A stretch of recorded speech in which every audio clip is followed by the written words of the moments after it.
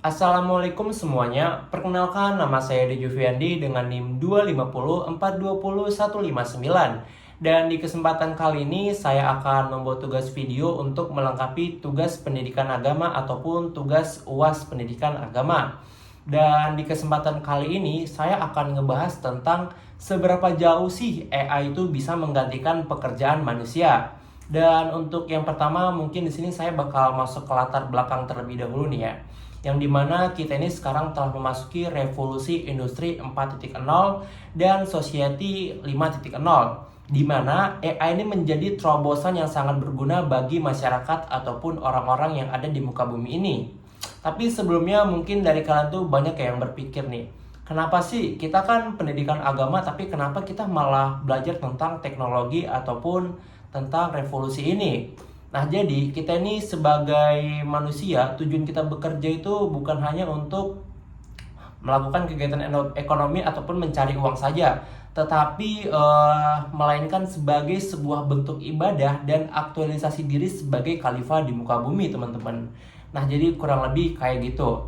Dan untuk selanjutnya kita masuk ke langkah lebih jauh ya. Kita itu bakal ngebahas sih apa itu AI dan ada berapa jenisnya. Nah, jadi AI itu adalah sebuah sistem yang diciptakan oleh komputer ataupun sebuah sistem yang ada dalam komputer yang mampu berpikir dan mengambil keputusan sendiri. Jadi kurang lebih kayak manusia, hanya saja bisa dibilang sebenarnya kalau dibilang mirip manusia sih secara pemikiran mungkin mereka mirip, tapi bedanya yang membedakan adalah manusia memiliki perasaan, hawa nafsu dan sejenisnya, sedangkan AI ini tidak. Nah, jadi AI ini tuh ada dua jenis. Yang pertama itu ada dari Artificial Narrow Intelligence ataupun ANI, yang dimana AI ini tuh berjenis seperti untuk kalau semisal kalian tuh pernah buka handphone pakai pakai face ini apa namanya, pakai pengenalan wajah, itu termasuk ke dalam AI Artificial Narrow Intelligence ini. Sedangkan yang satu lagi itu adalah Artificial General Intelligence ataupun EJI, yang dimana AI ini tuh memiliki kemampuan kognitif setara manusia dan masih diteliti. Yang dapat kita rasakan mungkin seperti ChatGPT, Gemini, ataupun AI lain, dan Google juga termasuk ke dalam AI ya teman-teman.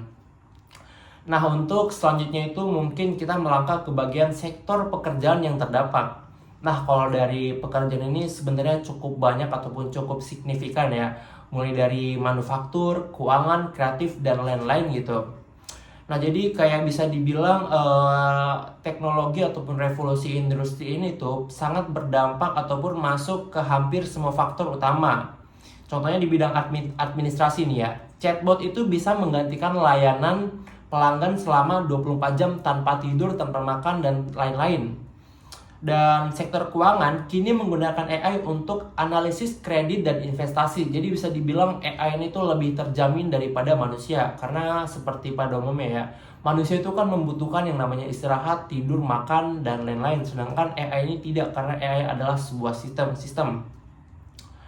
Dan sektor kreatif dan hukum juga yang dulu dianggap aman, kini mulai terdisrupsi karena AI mampu menghasilkan konten visual, tulisan, dan menganalisis kontrak hukum dalam hitungan menit.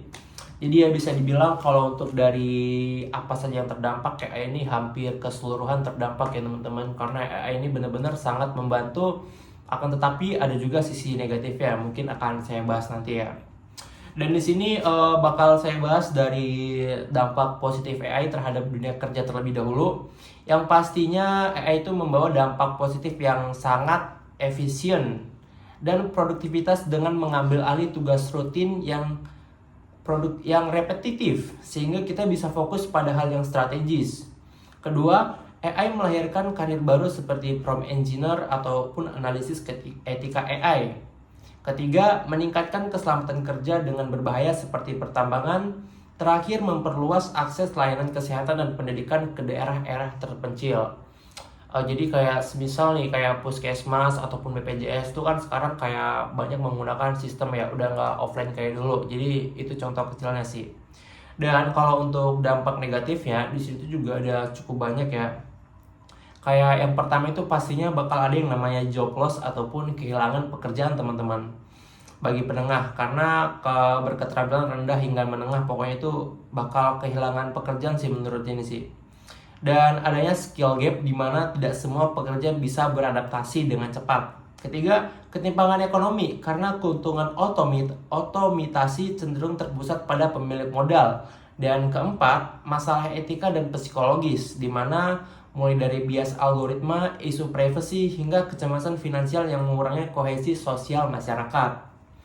Dan untuk selanjutnya itu tentang gimana sih solusi untuk era revolusi industri 4.0 dan era society ini 5.0. Ya pastinya di situ ada 4 prinsip penting ya. Yang pertama itu kita harus ingat bahwa bekerja adalah ibadah untuk kemaslahatan umat. Kedua, prinsip keadilan. Pemerintah dan perusahaan wajib memastikan pekerja yang terdampak tidak ditinggalkan begitu saja. Ketiga, prinsip tolong-menolong ataupun ta'awun, di mana melalui program ini reskilling dan upskilling bagi mereka yang kehilangan pekerjaan. Terakhir, prinsip kemaslahatan bermasalah ataupun maslahah. AI harus dikembangkan demi kebaikan moral bersama, bukan untuk pribadi ataupun untuk meraup keuntungan semata-mata. Dan untuk selanjutnya kita masuk ke fase di mana ada beberapa hal ataupun ada beberapa job yang dimana peran manusia itu nggak akan tergantikan. Ya kayak yang saya bilang tadi ya, kayak AI itu tidak memiliki kecerdasan emosional, sedangkan manusia itu memiliki kecerdasan emosional yang autentik untuk bidang pengasuhan, konseling, dan pendidikan. Kita memiliki kreativitas original yang lahir dari pengalaman hidup dan nilai budaya. Kita memiliki kemampuan kepemimpinan dan etika untuk mengambil keputusan berbasis moral, sedangkan AI itu tidak memiliki moral sama sekali. Serta pemikiran kritis dalam menghadapi situasi kompleks yang ambigu. Inilah benteng pertahanan kita sebagai manusia dalam era revolusi industri ataupun society ini. Jadi bisa dibilang kayak manusia sebagai pencipta, sedangkan AI itu sebagai penyempurna, teman-teman. Nah, mungkin untuk selanjutnya itu strategi ya menghadapi disrupsi AI. Sebagai langkah konkret ke depan ada 4 strategi utama yang harus kita jalankan. Yang pertama itu peningkatan kompetensi diri. Kita tidak boleh melawan AI, melainkan harus memanfaatkannya. Yang kedua, diperlukan kebijakan etis yang adaptif dari regulator. Serta yang paling utama adalah penguatan nilai spiritual sebagai kompas moral kita dalam menggunakan teknologi. Jadi kita harus menggunakan teknologi ini ke dalam hal-hal yang baik ataupun hal-hal yang tidak merugikan orang lain, teman-teman. Dan untuk kesimpulan dari saya, sebagai kesimpulannya itu AI membawakan efisiensi tinggi bagi masyarakat sekaligus resiko sosial nyata.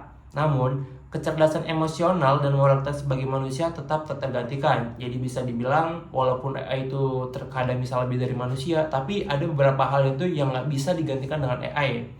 Oleh karena itu, saya menyarankan kepada teman-teman sekalian ataupun rekan-rekan sekalian untuk meningkatkan literasi digital, kepada institusi untuk memasukkan etika teknologi dalam kurikulum, kepada pemerintah untuk merancang jaminan sosial yang adaptif, serta kepada kita semua untuk selalu menjaga nilai spiritual. Nah, jadi sekian aja teman-teman. Terima kasih udah nontonin dan sampai jumpa di video selanjutnya.